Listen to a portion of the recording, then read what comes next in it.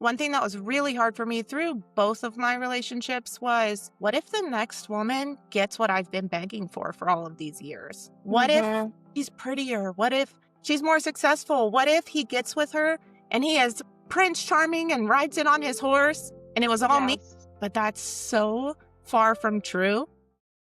And I just want people to know that you can. For a long time, I Mm-hmm. thought I couldn't. And I look at other survivors around me and they didn't. They were too Yeah. scared. They got out and maybe didn't do therapy, or they just kind of settled and they don't like that. And they talked to me about it. I didn't want to be that person. And I wanted to show people that you can do so much more with your life, because that's just a chapter. It doesn't define who you are. It's not like everybody says, "Well, you walk away and you're safe and you're happy and you live happily ever after." It doesn't work like that. Leaving is one of the most dangerous times. So even if you don't have money or you don't have a plan, if you get out, just make sure you have that one safe person that can help teach you these things that you need to Mm-hmm. know, so that you can be a healthy individual, you can love healthy, and you can receive healthy love. Hello, welcome back to Healing Momma Podcast. I am Val, aka Healing Mama, and today we have a very special episode for you. I have Miss Ashley, the podcast host of Quiet Was Never Safe. So thank you, Ashley, for joining us. I appreciate it. Welcome. Thank you so much for having me. My name's Ashley. I'm the creator of Quiet Was Never Safe, a podcast for survivors who are tired of being quiet about what we live through. A mom of three. I'm a cycle breaker. And honestly, just a woman who's finally realized that I deserve more than surviving. I love it. I love it. And that's why I wanted to have you on because I feel like you have an amazing story and my podcast is about healing. And so I know that you've had to go through healing on this journey as well. So I thought people can hear your story and say, you know what, me too. I've been through that too. So thank you for coming on. I really appreciate it. Thank you. I'm excited. Yeah. So I'll kick it off with my quote. So today's quote, you're allowed to walk away from anything that hurts your soul, author unknown. And so I love that one because I feel like a lot of the times I too had domestic violence in my relationship and I felt like I couldn't walk away because I had nothing to go to, or I wasn't, going to find anyone better or anything better for me. I felt like I didn't deserve that and that was hurting my soul. But you're allowed to walk away. And in turn, you learn and you grow. So I thought that that was an amazing quote. And Ashley, I know you have a quote as well, if you want to share. Well, what's really funny is I almost picked the exact same quote. It was just a Oh, bit longer. It was my strong runner up.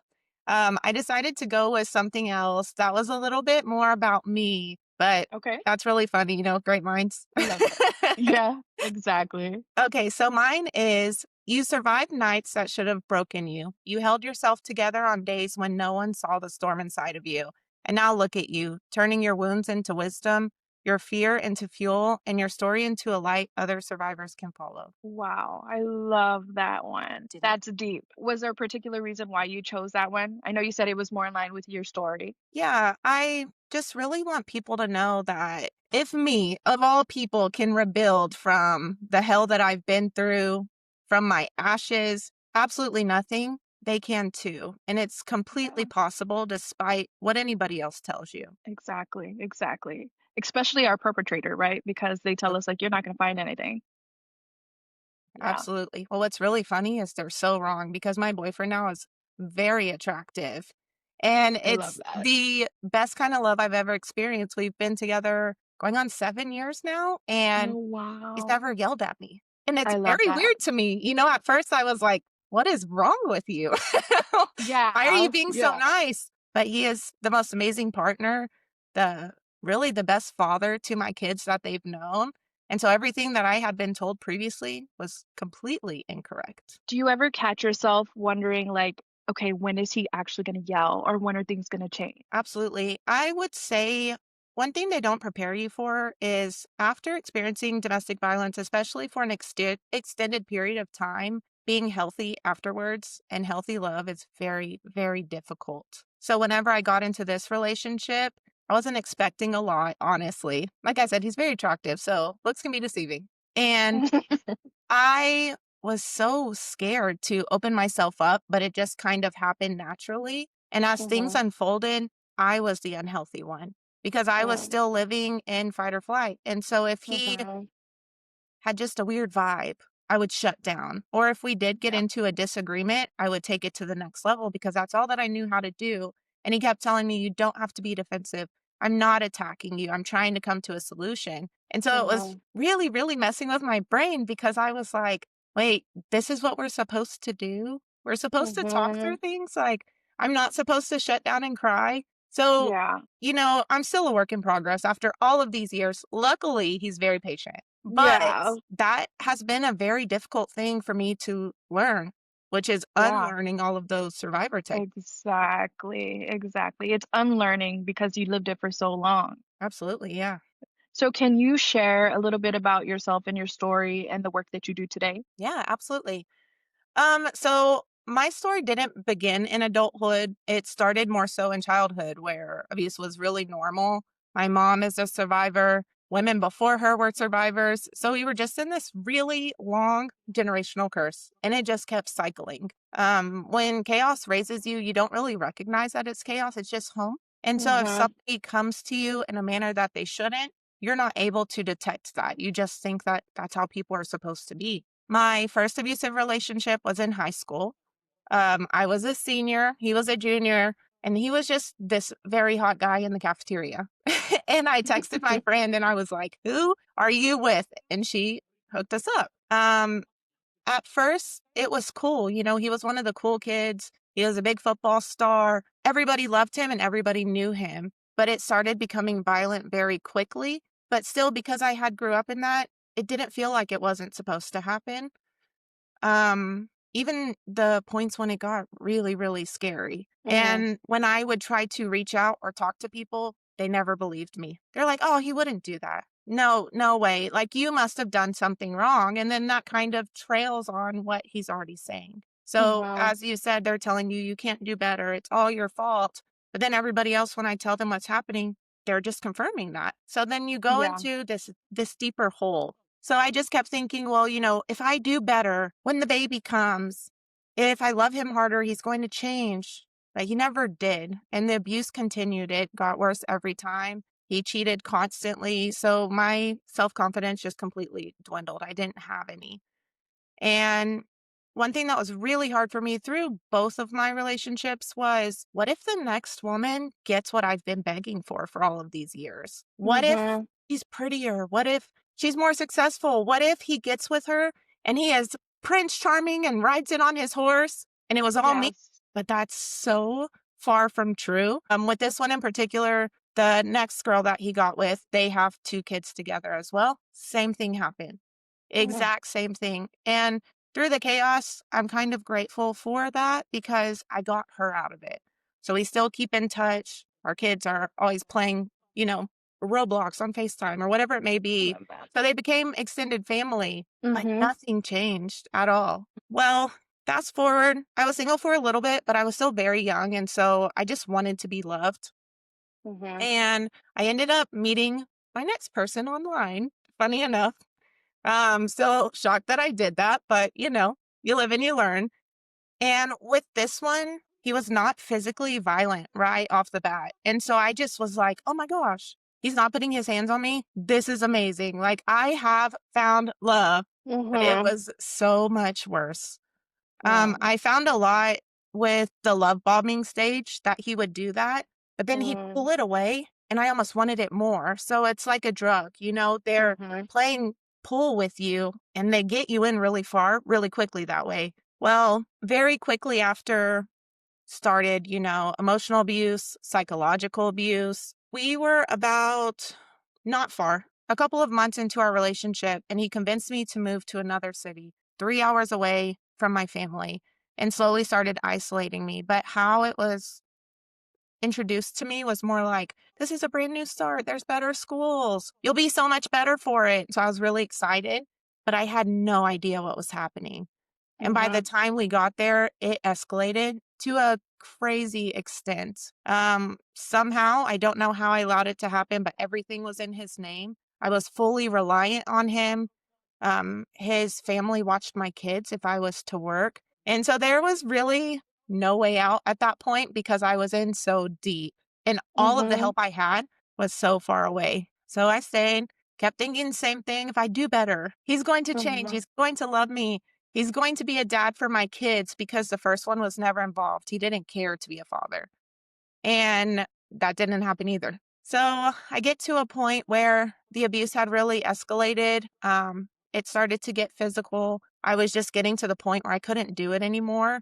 I was Mhm. like, I'd rather be alone than continue this cycle.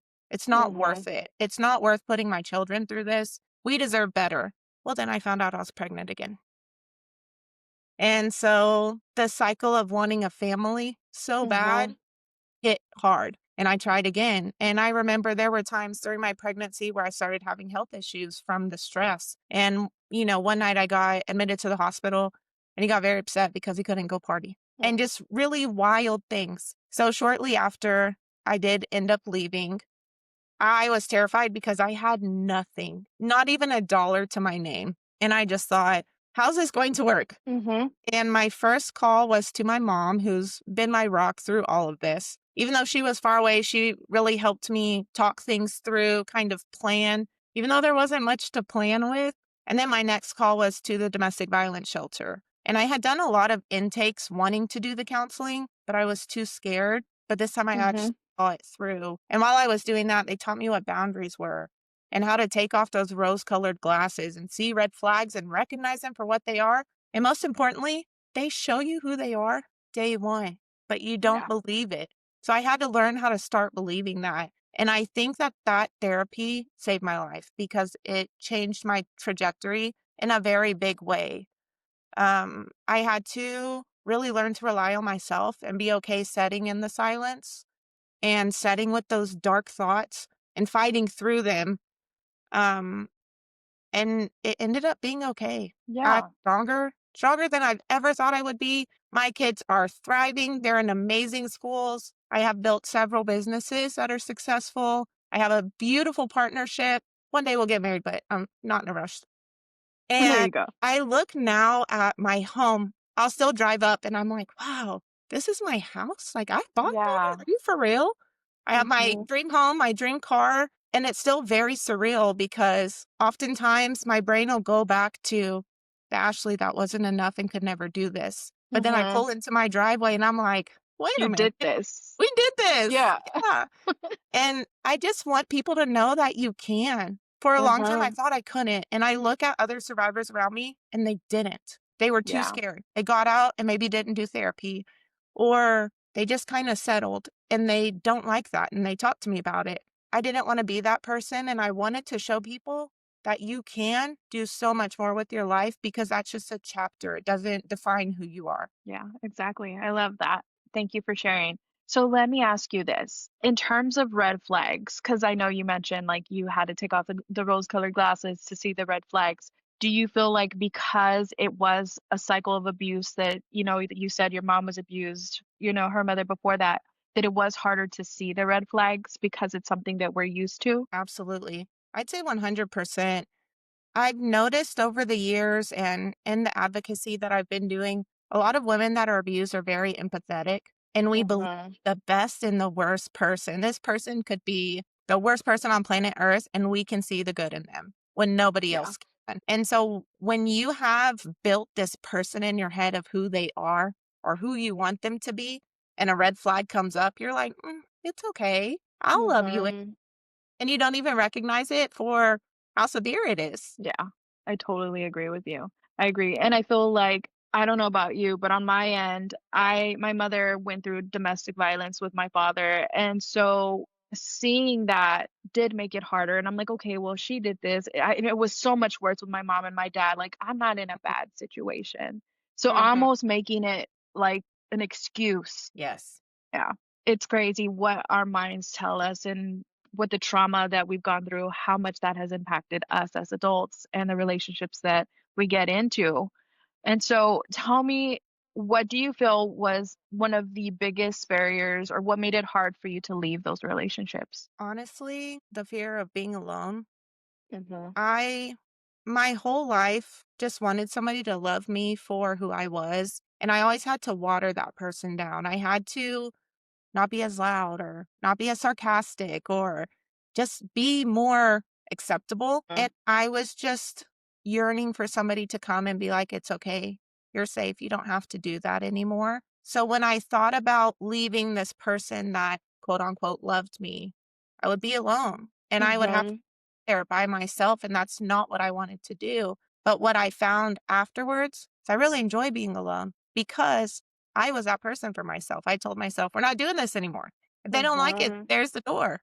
And so I Mhm. have been my full authentic self because I learned to love being by myself. Yeah. And that's hard because when you are having to learn to love yourself and fill your own cup, you're not used to it, right? Like we're looking for external validation and external love, but then when you actually come into finding the love for yourself, you're like, "Wow, this is enough." Mhm. And it's crazy. And so I totally get that. What would you say to someone who tells you, I've been going through this. I just don't think I can learn to love myself and I don't think I can set that boundary. I can't leave. What would you tell them? I'm going to use something you told me a little bit ago. Give yourself grace because it's Mhm. so important. We are our worst critics. We see things that don't even really exist, that people Mhm. don't see. And a lot of people are not open to it, but I would highly, highly recommend seeking out a therapist that you trust. Being able to have somebody that taught me what a boundary was huge. I didn't even know what that was. When she was explaining it to me, I probably was looking at her like she was dumb because I was so confused. It didn't exist in my world. Yeah. And when I started laying those boundaries, what they also don't prepare you for is you start losing people. Mhm. But as you're healing Exactly. and leveling up, you outgrow people because some people don't want to heal or to grow. So when you are in the thick of it, you need to be prepared to be able to sit with yourself and your thoughts. And you need a Mhm. safe person that can guide you through it because those thoughts get very dark very quickly, especially after you leave. The abuse Mhm. sometimes is so much worse. And Mhm. it's not like everybody says, "Well, you walk away and you're safe and you're happy and you live happily ever after." It doesn't work like that. Leaving is one of the most dangerous times. So even if you don't have money or you don't have a plan, if you get out, just make sure you have that one safe person that can help teach you these things that you need to Mhm. know so that you can be a healthy individual, you can love healthy, and you can receive healthy love. Awesome. And so if somebody tells me or tells you, I don't have anyone, where can they go? Where can they seek help? Well, for me, I'm in the Austin area. There's a huge shelter. It's called Safe Place. It's in South Austin, and that's where I went. And they are phenomenal. After completing my therapy there, I did find that there were a lot of shelters like that all around. And all that I did, I just Googled domestic violence shelter. They helped me give Christmases to my kids. If I needed food, at times they gave me gift cards to be able to feed my kids. And they really made sure that I had a way out. There was always somebody there cheering for me, even Mhm. if I felt all alone, and that became my second home at the time. Since then, I am now on the Survivors Caucus for the Texas Council of Family Violence. That's another huge one. They have so many resources. There are also domestic violence hotlines where if it's getting really dangerous and you're scared, you can call them, you can talk to them, they can help give you those resources. So even though it feels like the world's up against you and there's nobody there, it's as simple as just Googling domestic violence help. And then you can find whatever is near you to help you get through that. Thank you for providing that information. And so, last question for somebody who says, I could leave, but I don't want to leave my kids without a father, because I feel like that's something that we do tell ourselves as mothers. What would you tell them? I saw this quote recently and it said, I stayed because I wanted my kids to have a father, but I left because I wanted my kids to have a mother. Mm. And what we don't know while we're in it is we're teaching our kids that that's what love is. We are Mhm. showing them that this is acceptable and that's what they deserve. And they deserve so much more. They didn't choose to be in that situation. So it is so much better to have two separate households where one is healthy and stable and they can release and be their true, authentic self and be loved unconditionally rather than just have one toxic household. So you'll see a lot of times when women do finally leave, or it could be the opposite, men leave when it is the other parent's time, that kid, they get really discombobulated. They get very emotional. There's a lot of regulation that has to happen when they come back. but they always know that once they get back to that one safe place, they can be themselves. They can let it out, and you can teach them the things they need to know to not end up in that messy, chaotic type of relationship. Yes, I love that you said that because I always tell my viewers that there's always a positive in a negative situation. So when we look at this situation, the positive is you're breaking the cycle. The positive is you're teaching your kids to set healthy boundaries, to know what true love is and what to accept from a person in terms of, what they're getting from their partner. Are you being respectful, mind, body, whatever it is. And so I feel like that's the positive in this. And so you get to be that healthy example for your children and for the generations to come. Or even sometimes it's like I have two teenagers. I tell my daughter all the time.